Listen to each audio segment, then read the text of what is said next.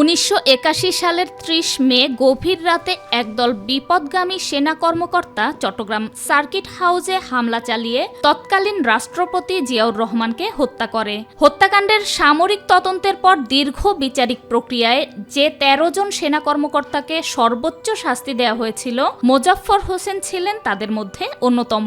ঘটনার পর থেকে দীর্ঘ 45 বছর পলাতক থাকার পর সম্প্রতি তাকে গ্রেফতার করা হয়েছে। মামলার নথি ও তদন্ত সংশ্লিষ্ট তথ্য অনুযায়ী তদন্তের বিবরণী থেকে জানা যায়, চট্টগ্রাম সার্কিট হাউসের সেই কালো রাতে মেজর মোজাফফরের ভূমিকা ছিল অত্যন্ত ভয়ঙ্কর। মেজর মোজাফফর ও ক্যাপ্টেন মোসলেউদ্দিন সরাসরি রাষ্ট্রপতির কক্ষের দিকে অগ্রসর হন। মোজাফফরই প্রথম ব্যক্তি ছিলেন যিনি সশরীরে রাষ্ট্রপতি জিয়াউর রহমানকে কক্ষের বাইরে এনে শনাক্ত করেন। মেজর মোজাফফর জিয়া হত্যার সাথে সরাসরি সম্পৃক্ত বা জিয়াকে সরাসরি সাবেক প্রেসিডেন্ট জেনারেল জিয়াউর রহমানকে গুলি করে হত্যা করার সময় যে 3-4 জন ব্যক্তি ঘটনাস্থলে উপস্থিত ছিলেন, তাদের মধ্যে মেজর মোজাফফর একজন। মেজর মোজাফফরের সাথে মেজর খালেদ ছিল and lieutenant colonel Moti. Lieutenant colonel Moti Ziaur রহমানকে সর্বপ্রথম গুলি করে এবং তখন তার পাশে মেজর খালেদ এবং মেজর মোজাফফর ছিল। শুধু শনাক্ত করাই নয়, ঠান্ডা মাথায় তিনি রাষ্ট্রপতিকে লক্ষ্য করে সরাসরি গুলি চালান বলে মামলার বিবরণে উল্লেখ রয়েছে।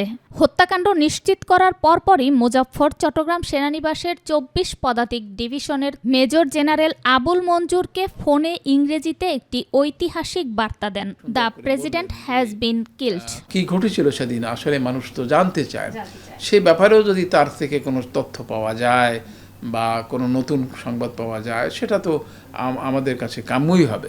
গোয়েন্দা সূত্রের তথ্য অনুযায়ী গ্রেফতার এড়াতে তিনি দীর্ঘ সময় ভারতে ছদ্মনামে আত্মগোপন করেন। এ সময় ভুয়া পরিচয় ও জাল কাগজপত্র ব্যবহার করে বিভিন্ন স্থানে অবস্থান করেন। পরে গোপনে দেশে ফিরে রাজধানীর বনানী DOHS এলাকায় বসবাস শুরু করেন। এই হয়তো 17 বছর বাংলাদেশেই ছিল, তিনি আশ্রয় পেয়েছেন, প্রশ্রয় পেয়েছেন। একজন মৃত্যুদণ্ডপ্রাপ্ত আসামি নিরাপদে বসবাস করেছেন এবং যতটা রিপোর্ট আমি দেখলাম, ব্যবসা বাণিজ্য করেছেন, মানুষের সাথে কথা বলেছেন, সাংবাদিকদের সাথেও কথা বলেছেন। তার নতুন একটা ব্যাখ্যা বা তাদের আত্মপক্ষ সমর্থনের জন্য তারা নানা ধরনের অবতারণা করেছেন।